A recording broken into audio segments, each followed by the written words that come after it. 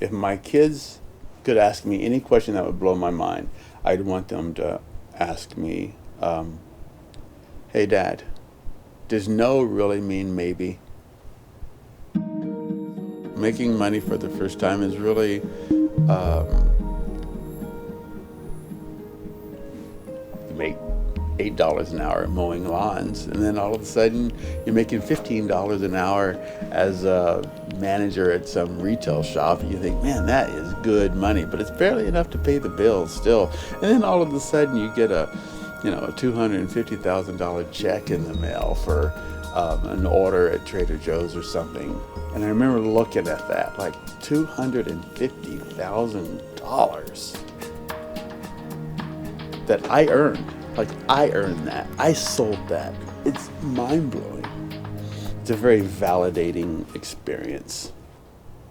What I thought about was my parents, I guess, like how it would take both of them 5 years to make that amount of money, probably. And that's, and parents always want their kids to do better than themselves. And I just wondered if they would be proud of me in that moment. Like, we didn't have choices growing up. Oh, there's Top Ramen, and there's cornflakes, and there's Van Camp's pork and beans. Those are choices for dinner, because that's what we could afford. And that was it. Not going to business school, it worked for me because it made me a genius in my ignorance. 1, don't be afraid to pull the trigger. I would not listen to people who were Debbie Doubters or would tell me, oh, you can't do that. Well, why can't you do that? Because that's just not the way it was done. That's not the way we do things. That's not the proper channels that you take. Well, how do you know that? Because that's what they teach you in business school. Well, I didn't go to business school. So all I know how to do is what I want to do your due diligence. And so, let's say you have this idea to make, an iPhone cover. You tell a couple of your close friends, this is what you're thinking about doing, and you just get their reaction. But that's what you're looking for. You're looking for the reaction of how they respond to your idea, and not listen to, oh, dude, that'll never work. Because if you believe it will work, and you've done the research, and you've talked to enough people, and you still think it'll work, then you just go for it. 3, be prepared to put in many hours as possible to get the job done. People tell you no all the time.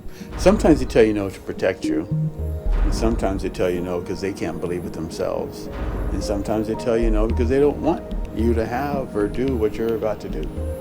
And if you're persuasive and you're competitive and you're an entrepreneur in your thinking, you can almost always convince the other person to turn that no into a yes. And 4, if you believe in something, really try to figure out how to make that work. There is always a way. You just always have to believe in that. And you can't always expect to go down the roads of convention. I love my life because of who I am, because I'm not afraid to make choices, and because I enjoy challenging my kids, and because I'm an entrepreneur, it always makes me challenge the status quo, and it always makes me push myself to find new discoveries.